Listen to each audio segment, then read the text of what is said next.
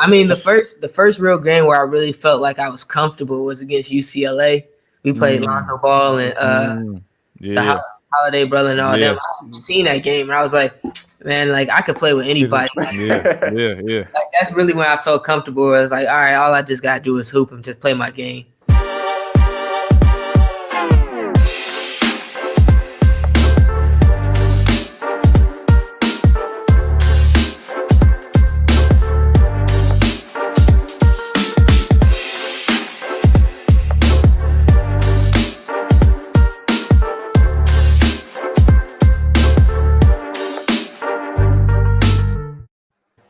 Yo, welcome to another episode of the Amateurs, Real Stories, Real Situations, Real Talk. And today we're here with the MAC Player of the Year and Conference Champion. Like, how you feeling? Feeling good. So, I'm excited about this one. Like, we all grew up playing with and against each other, and then we'll get into it later. But you move, and now we get a chance to catch up. So let's go ahead and do that. So before you get on the court, you got to warm up or whatever, right? So we got a segment that we call it the 1 minute warm up. Yeah. So basically, I have a list of like 10 to 12 questions. I'm just gonna rail them off at you. You get a minute to answer them. You got one skip. All right. So we're gonna start on the first question. Top 3 artists in your pregame playlist. Baby, Herb, and Bryson Tiller. Okay. One career besides being an athlete that you've dreamed of pursuing. Starting my own business. Dream school growing up.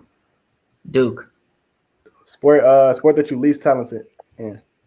Golf. Best player that you ever played with. Dangadell from Louisville. Best player that you ever played against. I would say either Dennis Smith or Tremont Waters. Best sneaker that you ever played in. Kobe 5s. First coach. Derek Taylor. Favorite arena to play in. Akron's. Favorite movie. All Avengers movies. Xbox or PlayStation. Xbox.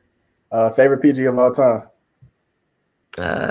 Allen Iverson, Chris Paul. Just made. Hey, I like the Chris Paul though. A lot of people was disrespecting Chris Paul, man. Before this season, he's an all-star, had a big year with the Thunder, but before this, people thought he was done. Yeah. The playlist solid too, bro. I like the playlist, man. I be switching it up though, so I just thought about who like first to my head. Right. I feel you. I don't know if I can listen to Bryson Tiller before I hoop though. I get it. I get done. Like you know how it is though. You got like the bus playlist, and then when you record, you got a whole different playlist. That's so. I be listening to some chill stuff on the bus, and then once I get to the court, then I listen to some amp up stuff for real. I feel you. Where you play Trey Waters at? That was my next question. Yeah. I played him in Adidas camp. Like Adidas camp on a circuit. So yeah. He was tough. Tough. Yeah. He's nice. He's nice for sure. Yeah. All right, so bro, let's get started. So, who put the ball in your hands, and where did your love for the game, originate? My dad put the ball in my hands at 2. So I was at Julian High School, in the city. So I was just around basketball all my life. So we just went from there for real. Definitely. And I remember, like you just talked about being in the city, like every Chicago guard played small fry at one point.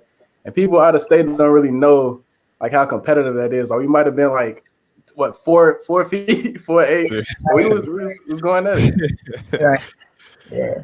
Man, small fry like built all of us for real. Like it gave us our competitive toughness. Like we played against everybody was a dog. You was playing against somebody that was nice every night for real. So it's like, and you played like 3 or 4 games a day. So yeah, but it brought all of us that dog mentality and just like ball handling. If you couldn't handle the ball, you was pretty big. Man. So it's like those battles was crazy, and that was like one of the funnest moments.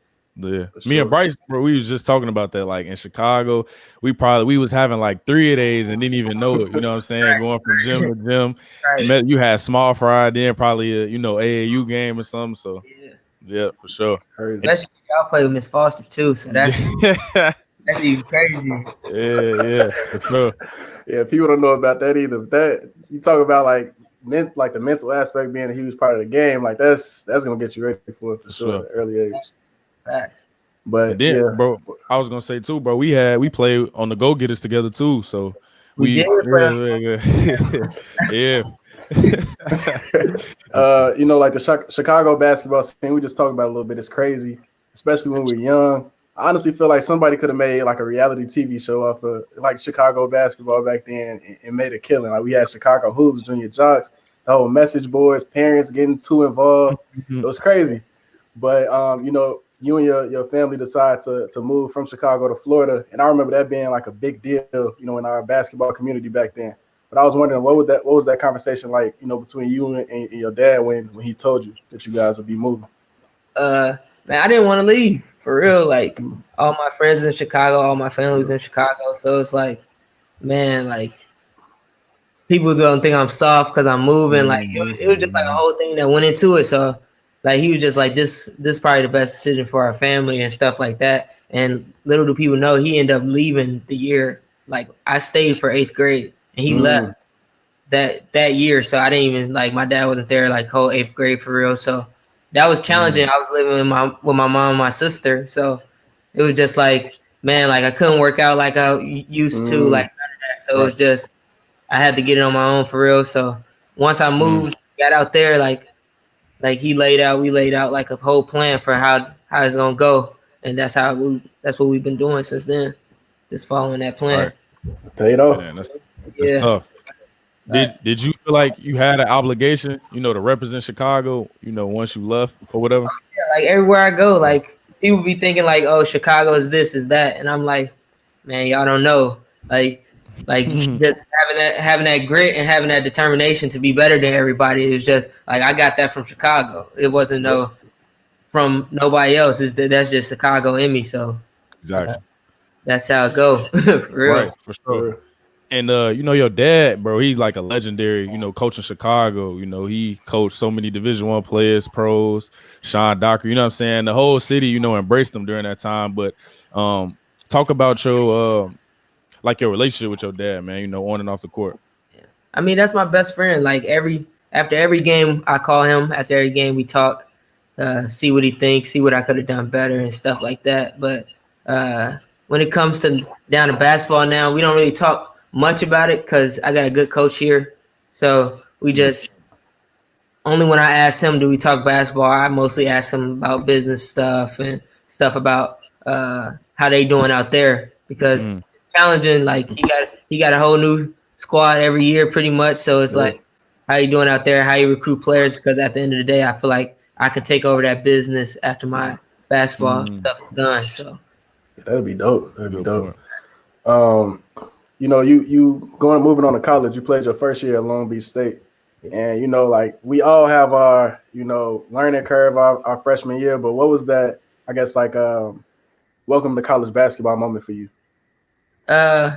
Maybe our first game when we played Wichita State. Like Long Beach was a different situation, so it was like I felt like I could have been playing like a lot more, or like certain things should have been happening. But that's whatever. I learned a lot from it. But definitely when we played Wichita State, like our first game, opening game, Wichita State. Like that's when they had like Landry Shamet, the one kid too. They was nice. Yeah.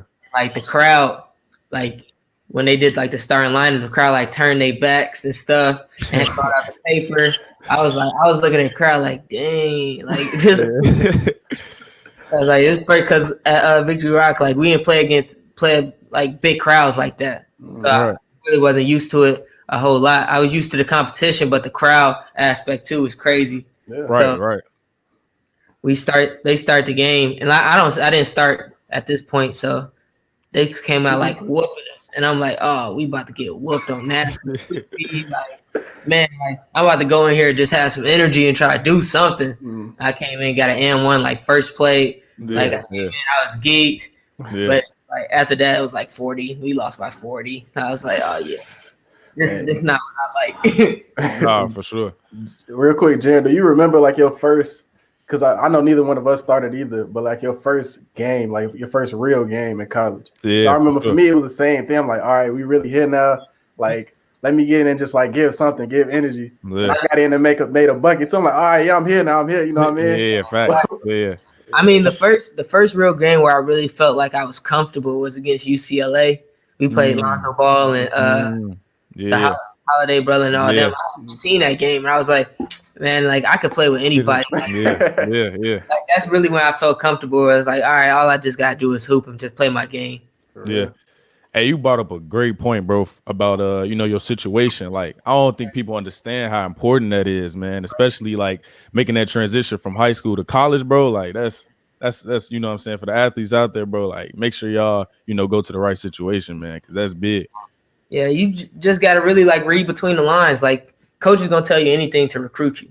And once you get to the school, but once you get there, it's a whole different situation most of the time. Yeah. But if you got a real genuine coach that's not gonna lie to you and is gonna tell you what it is, no matter what, that's the coach that you want. And that's why I came here. Like, I didn't take no other visits after I transferred because like Coach Gross was like, I could just tell. Like, I had that vibe. Like, man, he not lying to me. Yeah.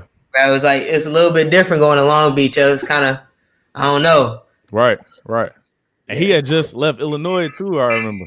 He had just left Illinois. I was his first, like me and my teammate from Victory Rock was his first. Come on campus and like see the campus and stuff like that. So it was good. It's been working out well so far. Yep. So what advice do you have for the student athletes going into the recruitment process?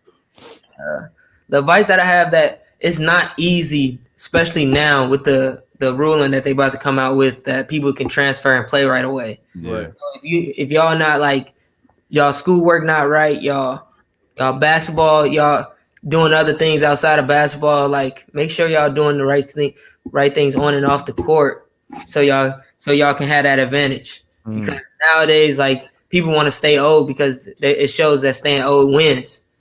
So freshmen is going to be a lot harder to get scholarships now. So y'all got to trust, believe. That's a good point. And then, bro, we on the show, we always, giving advice about the recruitment process, but on the flip side, majority of college basketball athletes end up transferring, or athletes in general. So what advice do you have too, for the student athletes that's might considering transferring and, going through that whole transferring process? The grass ain't always greener. Some people have lucky situations like mine. I got lucky in my situation, but the grass ain't always greener. If you didn't put up the numbers, like sometimes that transfer might go bad for you. Like, so just the grass ain't always greener, and just work. And if you think you can prove yourself, try to prove yourself first before you just have to get up and leave. That's a great point. You got to have a resume, right? Especially trying to leave one school to another and trying to go Division I to Division I. Bro, that was tough for me, bro. Like I love my school where I'm at, but us, bro. Like, of course, like you want to go back D1, so like that's the hardest part. Like, going from D1 to D2 or whatever, you know what I'm saying? Then mentally, like, working through all that. But that's a great point. Yeah, the levels be different. The basketball be the same, but the levels be different. You can tell like a player that's really supposed to be at Division I. Like, I was watching your highlights not too long ago. I was like, bro, he's supposed to be Division I. Like, I tell him that all the time. Yeah, it look too easy. Like, it's not. Yeah. Definitely. But in order to make it as an undersized guard, you have to be special. You don't get the luxury of relying on your height or your wingspan on defense or whatever. But what do you think? Because I mean, you were just named the conference player of the year. So basically, regardless of height, you're one of the best guards in the country. So what do you think that you have that helps you to stand out? I don't know. I think my IQ is like one of the best, and just like my knowledge of the game. Like, I've been small my whole life. Y'all see me. Like, I've been little my whole life. So I'm used to playing against bigger people. And then just that Chicago in me, like, I'm not going for nothing. Like, everything is everything. It's like, it's whatever. So you just go out there and play. You can't be scared of nothing. And like, I learned that from Chicago. I couldn't be scared of nothing. Like, some games when I was little, it's like, man, I'm going against Bryce and Jaron. Boss about to be yelling the whole time. Like, just think about that, and now you don't get none of that no more. Like, the game plan, how other players gonna play, and just dissecting film, you kind of get an advantage on certain things. So that's kind of how it's been. Definitely, yeah, bro. Like, and that's all right. So I don't know if you saw the last episode. We had Chase Adams on. The undersized guard, but really talented. But like the two things that for the undersized guards that are listening, 2 episodes back to back. Your mental, that'll give you an edge, especially your IQ. So watch as much basketball as you can. Try to get with a coach to help you, break down the game. Why did this guard make this play? What should I be doing off of pick and roll? Things like that to give you an advantage. Right. Yeah, now YouTube so like crazy, like they dissect stuff on YouTube. So it's like, man, you can just watch these certain YouTube channels where they dissecting Chris Paul's pick and roll reads, why he did this, why he did that. That helps you learn stuff like that. Yeah, sure, definitely. And bro, I mean, your IQ, bro, like so high that it like watching your highlights in your games, it make the game look easy to you, bro. Like, and you know what I'm saying, you small, but it's like the game just looks so easy, you know what I'm saying? Just because like your IQ so high. So it's slowed down. It slowed down. And as you get older, the game slowed down too. Like you see things that you might not have seen like last year or the year before. Yeah. Like it's just experience. Yeah, for sure. Yeah, watching guards that have an IQ like you makes it fun for me. I don't even know if like people that don't understand the game even get this feeling, but it makes it way more like enjoyable for me to watch. I feel like I'm watching somebody just like pick apart a whole team. Like I don't know what it is, but for sure. Yeah. But I saw that you've been streaming on Twitch. Is this something that you just doing for fun, or is this something that you're really trying to build? I mean, I'm trying to build it, but I'm doing it for fun too. Like it's just something that like I'm playing the game anyway, so it might as well. Like I know the conversation that I be having with my friends on the game is like funny, so it's like I know I might as well just, and I have a good following, so I might as well just have the people be able to see like what I do outside of basketball and just try to build on that. And maybe if I can make a career out of that and just make some money off that after this is over, it's something I could do. Exactly. I mean, esports or gaming is already a budding industry. Like we've seen Ninja, like people making millions off of that, and then we got like athletes like Josh Hart. He has a following. He an NBA player, still streaming. So I love that. I love anytime I see an athlete pursuing other passions that they have outside of the game. That's dope. Yeah. Oh yeah, Bryce. I mean, we could tell everybody too. We got a whole segment coming soon, man. I'm an athlete, and just talking about student athletes being more than what they are or what they appear to be. So we got that coming soon. But all right, bro. Let's transition to Akron, bro. That the year you sat out, bro. I was looking forward to playing you that following year, right? But I don't think people understand how good of a conference the MAC is, bro. Like, can you talk about how good the MAC is, bro? Man, every day's a dogfight. Every game's a dogfight, and like players are getting better and better. So, like people don't think like if you go in high Division I and you transfer, like MAC is like a ground for like those high D1 transfers. So it's like you playing against high Division I players every night. Like the guards, especially this year, like our guards are gonna be even better. Jason Preston, Loren Jackson, those dudes are dogs. So they can play. So they can play at any level in the country. So it's gonna be a dog fight, and that's how the MAC is. Every night it's a dog fight. Yep. And like we said before, you was MAC Player of the Year this past season. How did that feel, bro? What was that moment like when you found out? I mean, I'm not gonna lie, I kind of knew it was coming. Like there's like what I was putting up, but at the same time, it was like it's what I worked for, so I expected it. So I put in the work for it, and I got it. But I'm not really worried about it no more because I put that trophy up. I got another year to put it. Got to do it again. So got it. Yep.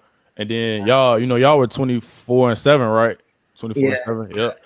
And how fun was that, bro? Basketball always fun, when you're winning. So it was fun. Our team was so close knit, and like we started that from the summer before we even started the season. Because the team before that was like we were really good, like even better than last year's team probably, but we weren't close. Like we weren't a team for real. So that was our main focus, was to hang out a lot. Just with that chemistry amongst each other. So when we got on the court, like we can tell each other like, man, you ain't doing this right, you ain't doing that, and nobody get offended. I think that's important. It's definitely important, man. Definitely. I mean, I just saw something on Instagram. I think they were talking about how people were surprised when AD was calling out LeBron for his mistakes in practice. But like, we see it sometimes, when players on the bench, like we saw with Chris Paul and James Harden, you see that they're not clicking. And, it's important to be able to take criticism, take it just like you want to give criticism, you got to be able to take it. That's the mark of a championship team. That shows like your team is together. If your best players can go at each other and then brush it off and be next play mentality, that shows that your team is together. And nobody else on the team can say anything about anybody else criticizing them because your best players is taking it just the same. Yep, exactly. I think that's a mistake that some coaches make where they feel like they can't really tell their best player something, and then they try to get on the other players, and they're like, how can I even respect you? Or you're not even telling him the same thing. Right. But, we just talked about, you obviously had a pretty big year this past season, winning Conference Player of the Year and the MAC Championship.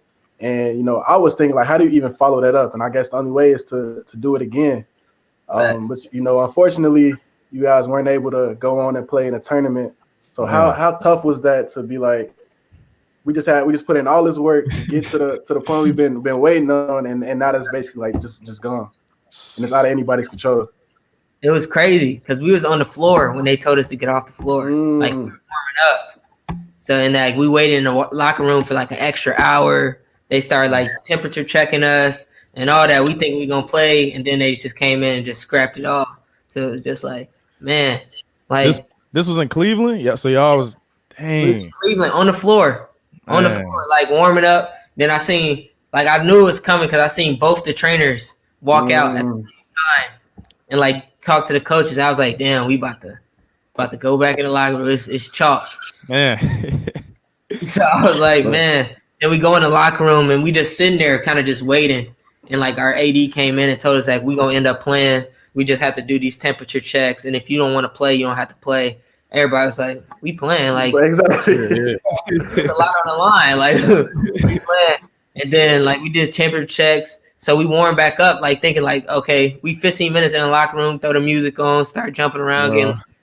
And then he come back in and he's like, yeah, guys, like, we're not playing. I was like, man, I took all my stuff off, everything. I was like, man, let me out of here. This crazy, is man. Yeah, it was crazy because we put it was like we done reached every goal that we done set for ourselves, and then it was time for that final goal, and then accomplish it. So, and we had 5 seniors. Like our starting 5 was 4 seniors and me. So it was like that's heartbreaking for real. That's crazy. That's tough. Yeah, I feel for them. Yeah, facts. They all got contracts overseas, though. That's what winning do. So, hey. Money now, so. Yeah. You all right, so before we go to, bro, you said earlier who your favorite PG of all time was, but who you think the best point guard in the league is right now? I like so many point guards. That's what's crazy. So Steph, Dame, Rajon Rondo's been hooping. And bro. I always used to love him with the Celtics, but him developing a jump shot now is like it's crazy. Yeah, it's over with his IQ and his passing ability is ridiculous. So he got to go back up there. Chris Paul, of course. Yep. Sure. Kyrie. That's all I got right now for real. That's what I think about. Yeah. But them dudes is something different. And for sure. Learn something from all of them, something different from all of them. That's what makes them different. Absolutely. Sure. Definitely. Well, before you go, is there a quote or a mantra that you live by? Trust the process. Love it. Yeah, trust the process. I've been saying that since I was like 14, 15 years old. So just trusting the process, trying to figure it out. Just next day, one day at a time. Yep. Mm-hmm. Love it. Appreciate you coming on, though, bro. Yeah. So, like I said before, like, thank y'all for having me, let me get this opportunity. I mean, this is big. Like, what y'all doing is big, especially for the city. Like, it's showing all these kids that we can do something other than just play basketball, something other than just rap or do something. Yeah, that's real. Like wild. So that's real. That's real. Wait, what's the status on the season this year? Y'all starting in November? Yeah, November 25th. First game. November 25th. Yeah, I'm definitely tuning in. I mean, you one of the players I enjoy playing. You know what I mean? Enjoy watching. Basically, for the reason we talked about earlier, like you're just picking apart teams. It's one of my favorite things to watch. So good luck this season. And Bryce done too, so he could exactly. Yeah, I got all the time.